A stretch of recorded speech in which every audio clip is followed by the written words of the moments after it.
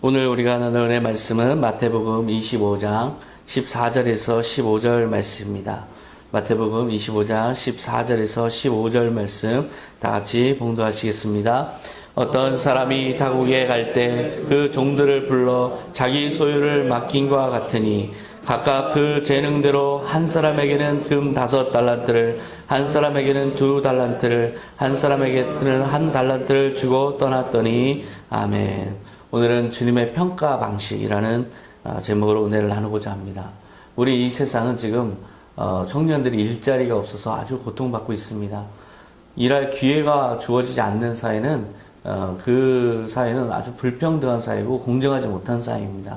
모두에게 동등한 기회가 주어졌을 때, 그럴 때 비로소 온전한 평가도 가능하고 또 자아 실현도 가능하고 모두가 다 행복하게 살 수 있는 사회인데요. 우리나라는 지금 아주 그 기회가 공정하게 주어지지 않는 나라임을 모두가 다 인정하고 있고 그것 때문에 아파하고 있습니다. 그렇게 기회가 공평하게 주어지는 그런 기회를 그렇게 공평하게 주시는 분이 바로 예수님이신데, 오늘 이 말씀이 바로 그것을 증거하고 있습니다. 모든 사람에게 기회를 주시는데 각각 재능대로 주셨다. 각각 재능대로 주시는 그 방식은 모든 사람에게 다 공평한 기회를 주는 방식입니다. 우리가 많은 능력을 가졌으면 많은 달란트를 받고 많은 일들을 또 감당해야 되죠. 그렇지만 작은 달란트를 가졌으면 또 적은 금액을 가졌으면 적은 기회이기 때문에 그것을 통해서 또 충성을 다해야 되는 그 방식이 바로 주님의 평가 방식입니다. 이 평가 방식은 아주 중요합니다. 우리가 무엇으로 서로를 평가하느냐에 따라서 그 사람의 태도가 달라지고 행동이 방식이 달라집니다. 우리가 입시 정책이 계속 달라지고 있는데요. 지금 평가 방식의 일대 전환이 예상되고 있습니다. 그동안 수십 년 동안 이어져 온 상대평가 방식이 절대평가 방식으로 바뀌는 그런 안건이 지금 우리가 토의를 하고 있는데요.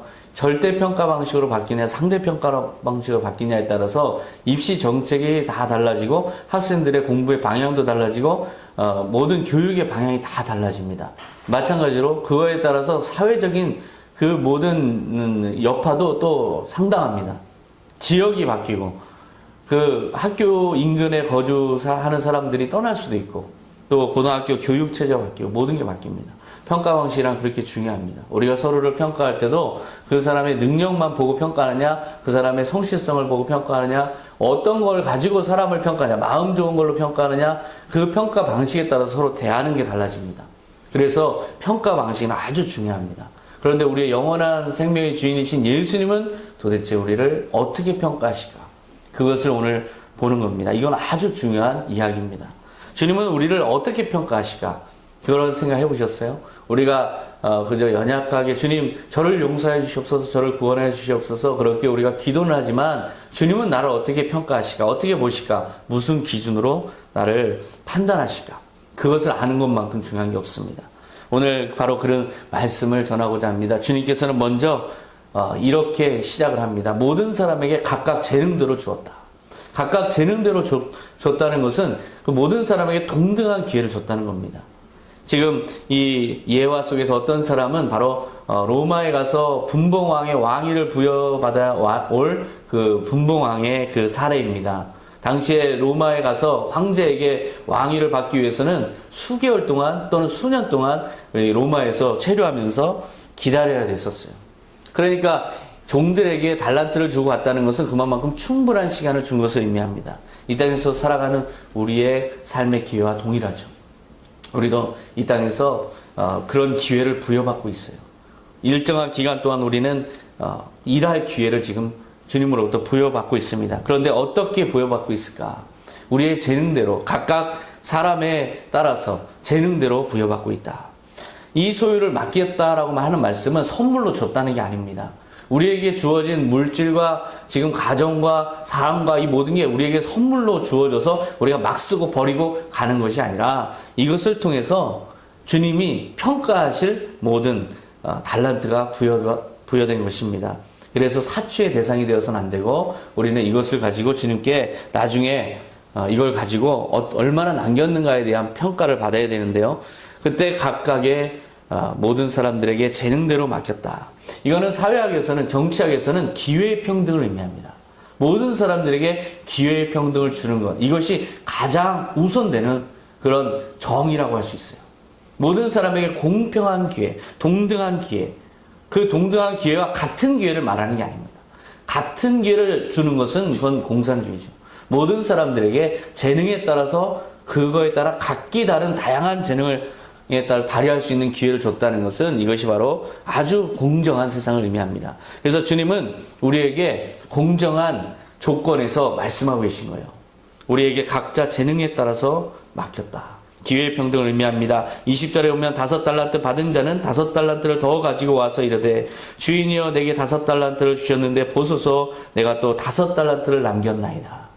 이제 오랜 기간이 지나서 왕이 와서 이제 회개를 합니다.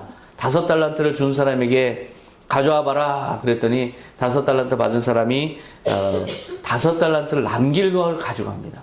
한 달란트는 3억 원 정도 합니다. 그러면 5달란트면 15억을 받은 거죠.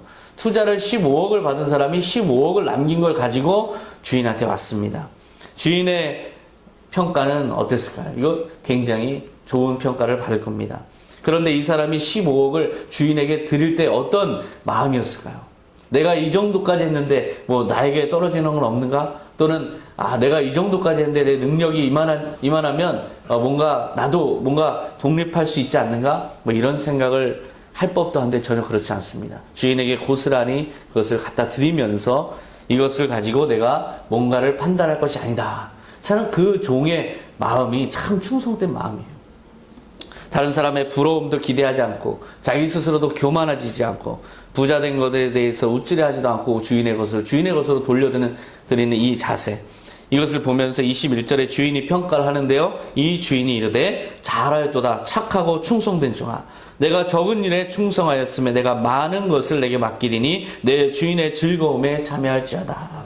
이것이 바로 평가의 목표예요. 평가의 목표는 얼마 남겼느냐도 있지만 가장 중요한 것은 이 사람이 최선을 다해서 자기의 기회를 살렸느냐. 그리고 그 기회를 살리면서 그것이 주인의 것임을 온전히 인정하는 삶을 살았느냐. 이 5달란트 맡은 사람은 온전히 이것이 주인의 것이다. 그런 믿음을 가지고 살았어요. 더 많은 것을 맡기려는 이 테스트, 이 주인의 그 의중을 알고 최선을 다해서 충성을 다한 거죠. 내가 많은 것을 내게 맡기니 이것이 바로 천한 청지기에게 돌아오는 축복입니다. 우리가 더 많은 것을 맡으려고 애를 쓰죠. 좋은 자리 차지하고 또 많은 돈을 벌려고 애쓰죠. 그런데 그 많은 돈을 벌려고 애쓰는 그 모든 목적은 결국 주님께서 맡겨주셨기 때문에 최선을 다하고 이것이 모두 주님의 것이라는 그런 인정이 있어야 돼요. 이것이 내 것이라고 생각하는 순간 그때부터 불의한 청지가 되는 것입니다. 이 착하고 충성된 종아 칭찬을 받는 5달란트 맡은 사람의 그 마음에는 이 모든 것이 다 주인의 것이라는 근본적인 청지기 마음이 있었습니다. 22절에 보면 2달란트 받았던 자도 나오는데요. 2달란트 받았던 자도 와서 이르되 주인이여 내게 2달란트를 주셨는데 보소서 내가 또 2달란트를 남겼나이다. 그 주인이 이르되 잘하였도다 착하고 충성된 종아 내가 적은 일에 충성하였으며 내가 많은 것을 내게 맡기리니 내 주인의 즐거움에 참여할지어다. 2달란트 맡은 자도 한 6억 원 정도 되는 거죠. 이 사람도 6억 원을 남겼어요. 열심히 다 한 거예요. 사실 15억을 받은 사람이 15억을 남기는 것보다 더 어려워요. 그죠? 적은 거 받아서 그만큼을 또 남긴다는 게 상당히 어렵습니다. 이 규모의 경제가 있잖아요. 그래서 적은 일에 적은 걸 받은 사람이 그 적은 걸 남기는 거, 그거 주님께서 보시기에는 아주 최선을 다한 겁니다. 그래서 주님께서 평가하는데요. 평가가 똑같아요. 5달란트 받은 사람하고 똑같아요. 잘하였도다 착하고 충성된 종아. 그 재능에 따라서 동등한 기회를 주시고 그 기회를 최선을 다한 사람에게 주님의 평가 방식은 한결같이 잘하였도다 착하고 충성된 종아 이것으로 동일합니다. 이 더 적은 달란트 받은 사람 또 1달란트 받은 사람도 최선을 다해서 1달란트를 남겼으면 그런 평가를 받았을 거예요. 주님께서 보시는 게 무엇입니까? 주님께서 보시는 것은 우리의 마음의 신실함과 충성도입니다. 그것이 얼마를 남겼는가에 방점이 찍혀 있지 않아요. 가장 우선시되는 것은 얼마만큼 최선을 다해서 남기려 했는가 이거죠. 그래서 우리가 지금 부여받은 각자의 재능들이 있습니다. 각자 다양한 재능들이 있어요. 재능 없는 사람은 없습니다. 이 세상에 재능 없는 사람을 본 적이 없어요. 뭐라도 재능이 있어요. 그런데 문제는 그 재능을 자기가 발견하지 못할 뿐만 아니라 그것을 활용할 목적을 찾지 못한다는 거죠. 내가 이 재능을 왜 활용해야 되지? 예를 들어서 내가 왜 이런 일들을 해야 되지? 이 목적을 못 찾고 있어요. 그 모든 것들이 주님이 우리에게 맡기신 재능이라고 생각한다면 우리가 그렇게 가만히 있을 수 없습니다. 모든 재능을 다 발휘해서 이 재능을 주신 주님께 영광을 돌리는 것. 그것이 바로 우리가 잘하였도다 착하고 충성된 종아라는 칭찬을 받는 그런 비결입니다. 이 칭찬이야말로 우리 선한 청지기들에게 가장 아름답고 가장 위대한 칭찬이에요. 어떤 종이 잘하였다 너는 참 충성되다. 이 칭찬만큼 좋은 게 어디 있습니까? 바로 그렇게 동등한 기회를 주시고 그리고 주님의 평가 방식은 충성도에 따라서 평가하시기 때문에 아주 정의롭습니다. 공산주의가 왜 안 좋은가요? 공산주의는 재능을 무시합니다. 각 사람의 재능을 다 획일화시켜버려요. 하나님의 창조의 섭리를 완전히 무시하고 짓밟는 거예요. 이것은 하나님의 뜻과 반하는 겁니다. 인간의 존엄성을 무시하는 거예요. 각자의 자유로운 재능을 발휘할 기회 자체를 말살시키고 그 모든 것들을 다 획일화시켜서 당에만 충성하게 만드는 그런 전체주의 국가가 되는 이런 체제는 이 세상에서 가치가 없는 그런 체제입니다. 모든 사람들에게 주님께서 각자의 재능대로 주셨기 때문에 이것을 잘 활용하는 것, 이것이 가장 좋은 이 사회고 그것이 바로 정의로운 사회입니다. 기회가 주어졌을 때, 모든 사람에게 기회가 주어졌을 때 기회의 크기를 따지지 마세요. 내가 5달란트 받았는데 내가 2달란트 받았는데 이거 받은 건 중요하지 않습니다. 그만큼 남겨야 된다는 게 더 중요한 거죠. 그만큼 최선을 다해야 된다는 게 더 중요한 거죠. 내가 얼마나 가졌느냐, 얼마나 적게 가졌느냐, 이거에 일희일비할 필요 없습니다. 많이 가졌으면 얼마나 그 책임이 큰 거예요. 적게 가졌으면 작은 것을 가졌지만 그만큼 또 그것으로 남긴다는 것도 만만치 않게 어려운 겁니다. 그래서 우리가 생각할 것은 내가 받은 만큼, 내가 지금 내게 주어진 만큼 나는 이 순간순간마다 이것을 주신 분이 주님이라는 걸 인정하면서 최선을 다해서 내가 적어도 얼마만큼 많이 남겼느냐는 말은 보여드릴 수는 없어도 내가 최선을 다하지 않았다는 이야기는 듣지 않겠다. 그런 마음을 갖는 게 바로 선한 청지기의 마음입니다. 주님께서 바로 그렇게 우리를 기대하고 계시는데요. 또한 또 다른 차원의 주님의 평가 방식이 있습니다. 모든 사람에게 기회에 따라서 동등한 기회를 발휘할 수 있는 기회를 주시지만 그 동등한 기회를 줬다 그래서 결과에 대해서도 똑같이 평가하면 그거는 또한 주님이 원하시는 방식이 아닙니다. 그것은 공정한 방식이 아니에요. 더 많이 열심히 한 사람에 대한 차등적인 보상도 또한 주님의 또 다른 차원의 평가 방식입니다. 그래서 기여도에 따라서 주님은 다르게 평가하십니다. 그래서 각자 심은 대로 거둔다라는 정의의 말씀이 있죠. 가장 이 세상의 경제적 정의는 무엇입니까? 자기가 심은 대로 받는 것. 이것이 경제적 정의입니다. 갈라디아서 6장 7절에 보면 스스로 속이지 말라. 하나님은 업신여김을 받지 아니하시나니 사람이 무엇으로 심든지 그대로 거두리라. 열심히 했는데 저는 조금 남겨서 부당합니다 라고 생각할지 모르지만 그것은 다른 이야기고요. 만약에 어떤 사람이 나는 노력을 하지 않고도 똑같이 받을래라고 생각한다면 그건 정의가 아닙니다. 그것 때문에 차등적이어야 되는 거죠. 아무것도 안 한 사람이 나도 똑같이 받을래라고 한다면 그것은 주님이 원하시는 정의가 아닙니다. 그래서 차등이어야 되는 거죠. 누가복음 19장 12절에 어떤 귀인이 왕위를 받아가지고 오려고 먼 나라로 갈 때 그 종 열을 불러 은화 10문화를 주며 이르되 내가 돌아올 때까지 장사하라 하니라. 이 예는 조금 다릅니다. 동일하게 한 문화씩 줍니다. 재능에 따라 달리 준 게 아니고 동일하게 한 문화씩 주면서 주님께서 비유를 하시는데요. 이 비유를 보면요. 저는 이 주님의 평가 방식을 성경에서 열심히 연구를 하고 있는데요. 주님의 평가 방식에 대한 예를 드는 걸 보면요. 정말 아주 설득력이 있습니다.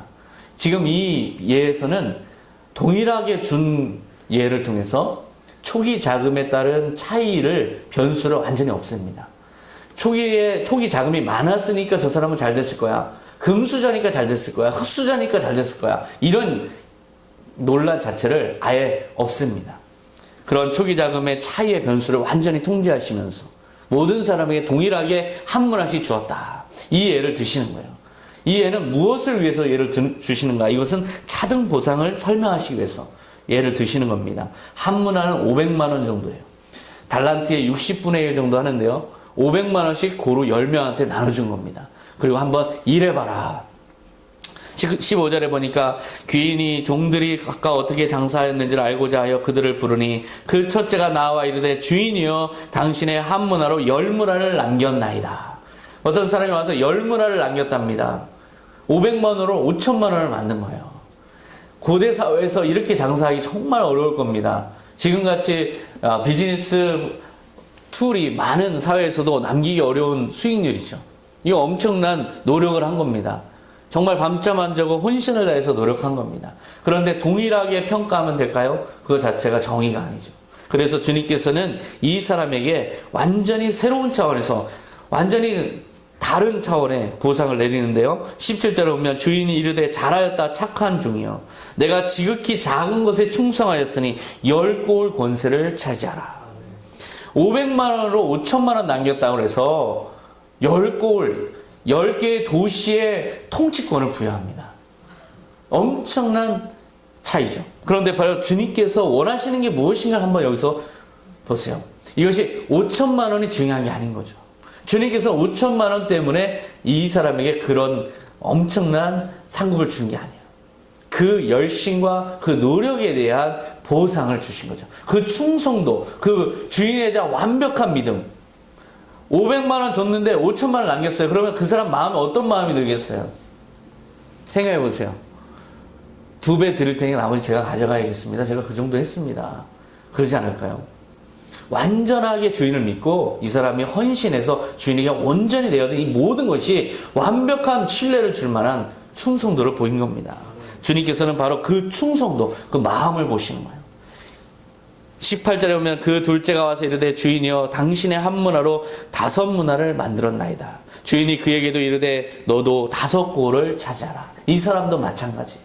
이 사람도 혼신을 다해서 노력했고 그거에 대해서 보상이 좀 다르지만 그거에 합당한 차등적인 보상을 내립니다. 기여도에 따라서 차등 보상을 내리신다는 이 원리를 우리는 깨달아야 돼요.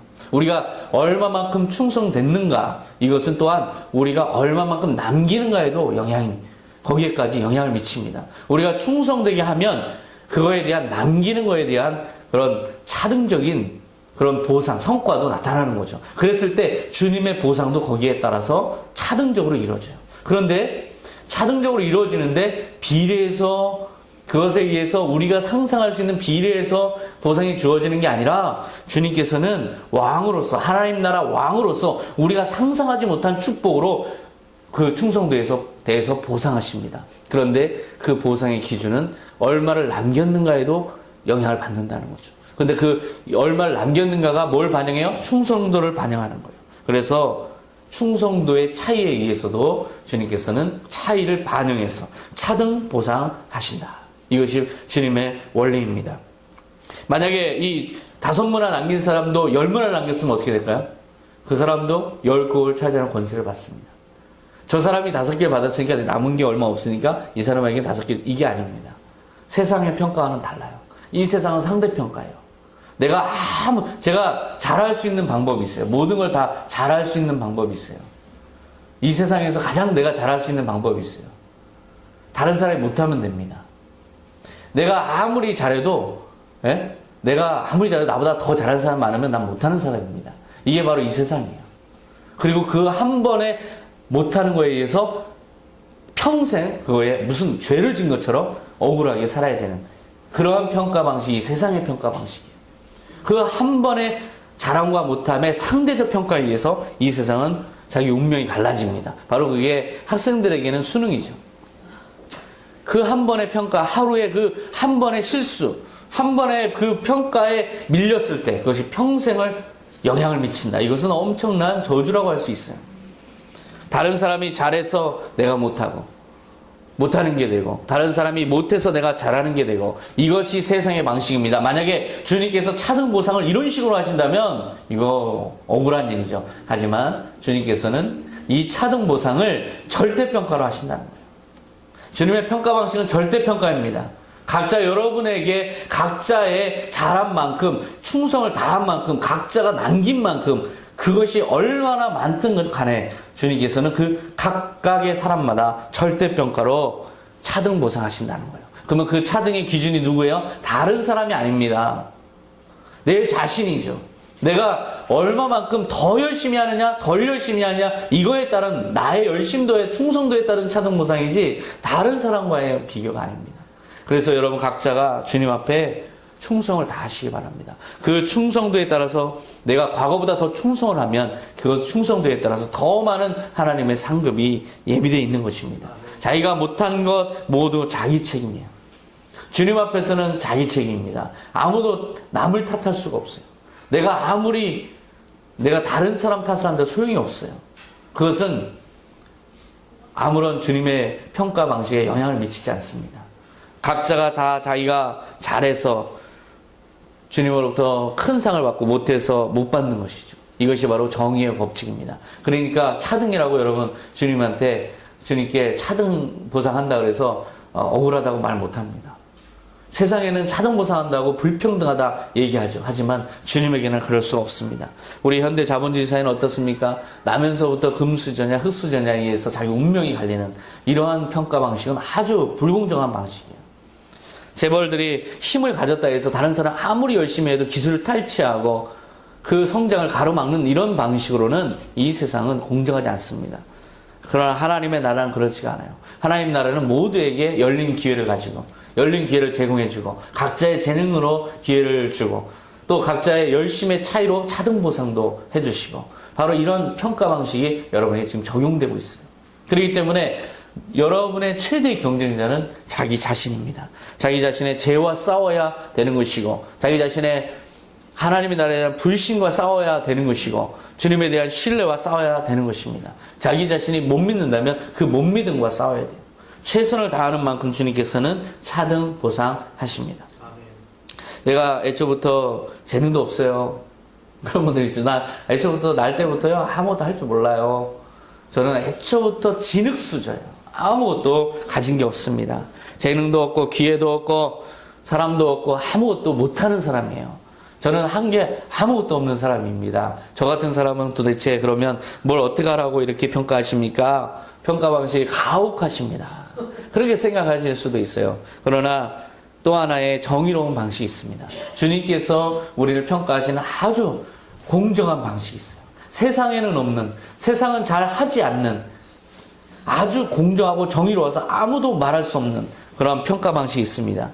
그것이 바로 작은 일에 충성한 자에게 더 많은 것으로 맡기는 원리입니다. 이것이 바로 공정성의 원칙인데요. 이거는 이 정의론을 이야기한 롤즈도 전혀 담고 있지 않는 위대한 주님만의 정의 원칙입니다. 누가복음 19장 20절에 한 사람이 와서 이르되 주인이여 보소서 당신의 한 문화가 여기 있나이다. 내가 수관으로 쌓아두었었나이다. 이 사람이 한 달란트를 받은 사람, 한 문화를 받은 사람, 문화 비유에도 나오고 달란트 비유에도 나와요. 그러니까 문화 비유나 달란트 비유나 재능에 따른 기회평등과 차등보상을 이야기하지만 사실상 포커스는 이 하나를 받은 사람에게 맞춰져 있는 거예요. 한 문화를 가진 사람, 한 달란트를 받은 사람, 이 사람은 어떤 생각을 가졌을까? 아무것도 재능이 저는 상대적으로 다른 사람에 비해서 너무 재능이 없어요 라고 생각하는 이 사람은 도대체 어떤 생각을 했을까? 이 사람이 지금 이야기합니다. 주인님 당신의 것을 받으시옵소서. 제가 아무것도 안 했습니다. 여기 그대로 잃지도 않았습니다. 수건으로 쌓아두었습니다. 왜 그랬을까요? 당시에는 도적들이 많이 느닷없이 침략을 합니다. 마을에 침입해서 불을 태우고 다 뺏어가고 그렇기 때문에 그때 당시에 많은 사람들은 밭에다가 파가지고 자기의 보물들을 묻어두는 그 관습이 있습니다. 그런 것처럼 저도 이 세상 너무 험하고 무섭고 이거 가지고 제가 뭘 합니까? 묻어뒀습니다. 안전하게. 이것이 바로 이 사람의 논리예요. 그런데 주인에게 또 그 자기를 정당하는 말이 21절에 나오는데요. 주인님은 지독한 분이시기 때문에 내가 주인님을 두려워하여 이렇게 했습니다. 주인님은 남의 것을 빼앗아가고 심지도 않은 것을 걷어들이십니다. 이 말씀이, 이 본문이 가장 어려운 본문이에요. 이것을 번역하기가 참 어렵습니다. 여기서 지독한 분인데 하드맨이에요.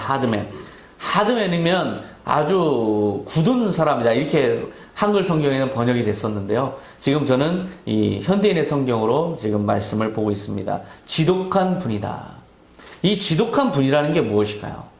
자본주의에서 지독한 분이다. 어떤 사람일까요? 이익에만 혈안이 돼 있는 사람. 아무것도 다른 거는 보지 않고 이익만 혈안이 돼 있는 사람.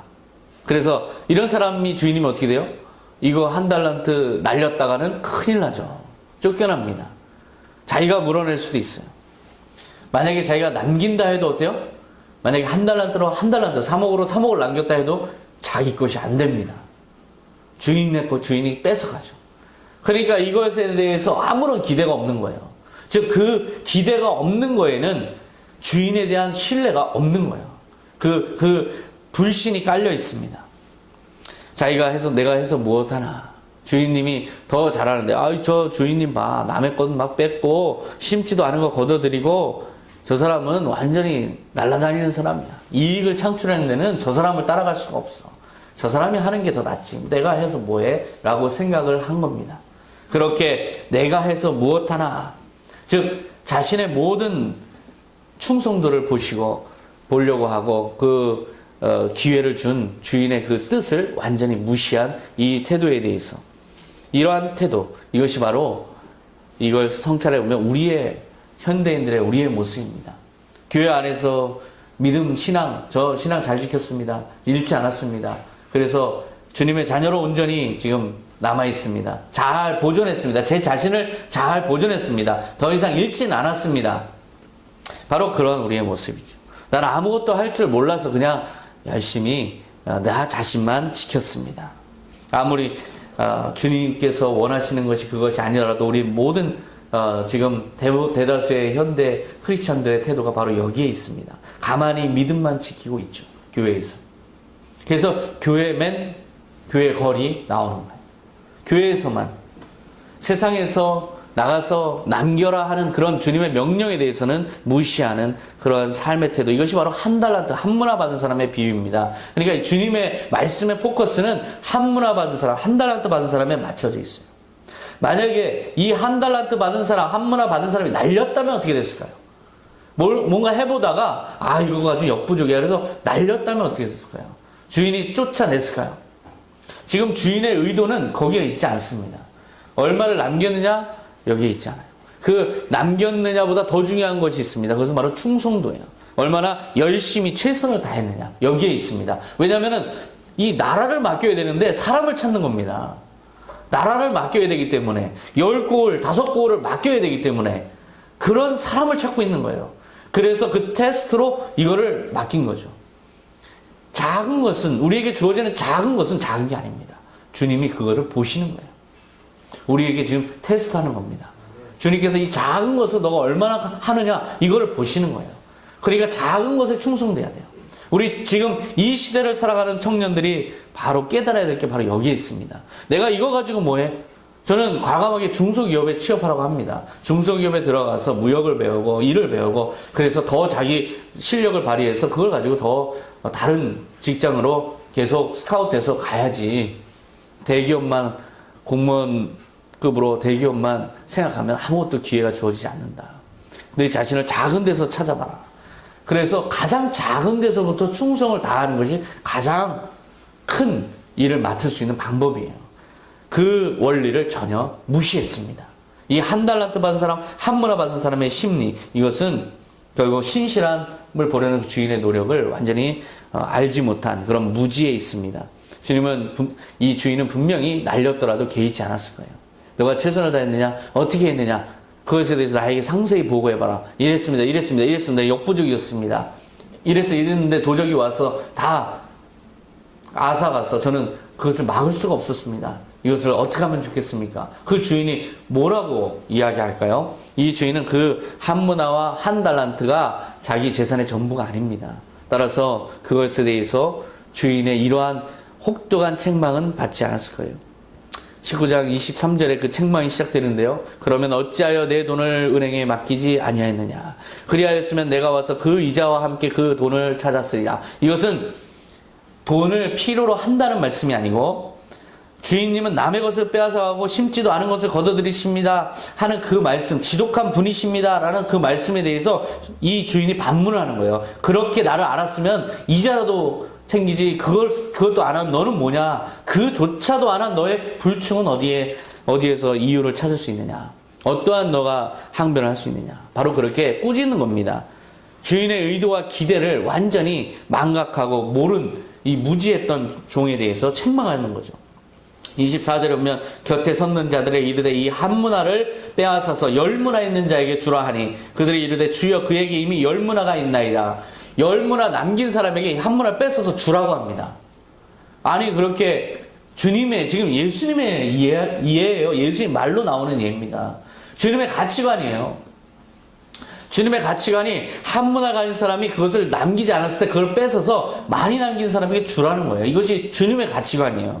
주님이 예를 통해서 말씀하신 겁니다. 기회의 평등을 제공한 후에 가장 정당한 게 무엇일까요? 그 기회를 활용하지 않는 것에 대해서 가장 정당한 결과는 그 기회에 활용하지 않은 것에 대한 책망이 있는 것. 이것이 바로 그 기회를 준 사람의 온당한 그 조치입니다. 차등 보상. 이것이 또한 동시에 작용하고 있다는 걸 아셔야 됩니다. 누가복음 19장 26절에 주인이 이르되 내가 너희에게 말하노니 무릇 있는 자는 받겠고 없는 자는 그 있는 것도 빼앗기리라. 여기서 있는 자라는 것은 우리가 알고 있는 자본이 많은 자가 아니고 남긴 것이 있는 자, 열심히 충성을 다한 자, 주인을 완전하게 믿음으로 그 모든 최선을 다한 자, 이런 것이 있는 사람은 더 많은 것으로 맡기겠다는 그런 말씀입니다. 하나의 방향만 제시되고 있어요.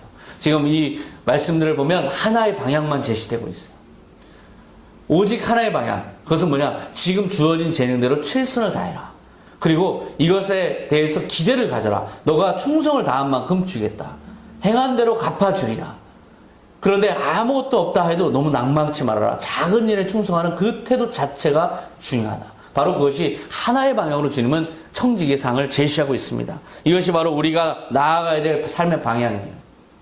우리가 지금 가진 것이 없다. 그것에 대해서 탓하지 마세요. 내가 지금 가지고 있는 가장 작은 것, 내가 할 수 있는 가장 작은 일, 거기서 최선을 다하시기 바랍니다. 그 태도 자체가, 저는 작은 일에 충성을 다하는 사람을 완전히 신뢰합니다. 작은 일에 충성을 다하는 사람 그 자체 모습에 거기에 복이 있어요. 그것이 바로 축복을 받은 거예요. 그 태도 자체가 축복이에요. 작은 일에 충성을 다하는 그 태도 자체가 주님으로부터 놀라운 은혜와 축복을 받은 사람이고 그 사람은 반드시 주님께서 크게 쓰십니다. 바로 그것이 사회 정의에는 없는 예수님만의 독보적인 정의예요. 이것이 바로 우리에게 주어졌습니다. 세상에서 정치적인 자유주의는 기회의 평등을 이야기해요. 그리고 그것에 따라서 기여도에 따른 차등 보상도 이야기합니다. 이것이 정치적 자유주의예요. 그런데 주님께서는 기여도에 따른 차등 보상이지만 그것이 상대적인 차등 보상이 아니고, 그래서 불평등을 낳는 차등 보상이 아니고, 하나님의 나라의 상급은 각 사람이 자기 자신에게 차등 보상이에요. 절대평가적 차등 보상이 하나님의 나라에서는 추가됩니다. 예수님의 윤리에서는 거기다가 더 하나 추가되는데요, 점증성의 원리가 추가됩니다. 작은 일에 충성을 다한 자에게 더 많은 것으로 맡기겠다. 이것은 예수님만이 이야기하시는 주님만의 윤리입니다. 그래서 우리가 청지기가 나아가야 될 유일한 방향은 하나예요. 그것은 지금 현재 자리에서 최선을 다하는 것. 지금 현재 자리에서 최선을 다할 때 더 많은 기회가 주어지고 그 많은 기회를 감당할 수가 있고, 지금 가장 작은 곳에서 충성을 다하는 것은 많은 것을 맡기기 위한 훈련의 과정이고 평가의 과정이고 테스트의 과정이고, 바로 그 사실을 알아야 되고, 그것이 바로 주님이 우리 인생을 주관하신다는 믿음이 없이는 불가능합니다. 내가 이렇게 초라하게, 내가 이렇게 못난 사람처럼 이 작은 일을 내가 왜 하고 있지, 이렇게 생각하지 절대로 주님을 인정하지 않고는 그런 충성을 발휘할 수가 없습니다. 선한 청지기의 가장 아름다운 모습은 작은 일에 최선을 다하는 것, 그리고 그것을 가지고 자기의 자세를 잃지 않는 것, 그 모든 것을 주님만이 알아주시고 주님이 우리의 주인이라는 걸 인정하는 태도, 이것이 바로 여러분에게 필요한 주님의 평가 방식을 아는 선한 청지기의 온전한 자세입니다. 기도하시겠습니다. 하나님 아버지 감사합니다. 이 세상은 주님 너무나 치열하게 다른 사람들을 짓밟고 일어서야 되는 상대평가에 가장 극단을 달리는 사회입니다. 우리는 너무나 억울하고 너무나 주님 기회가 없어서 한탄하고 있습니다. 많은 청년들도 갈 길을 몰라서 방황하고 있습니다. 주님, 이 험한 세상에서 주님께서 말씀하신 주님의 평가 방식을 우리가 따르고자 합니다. 이 세상 그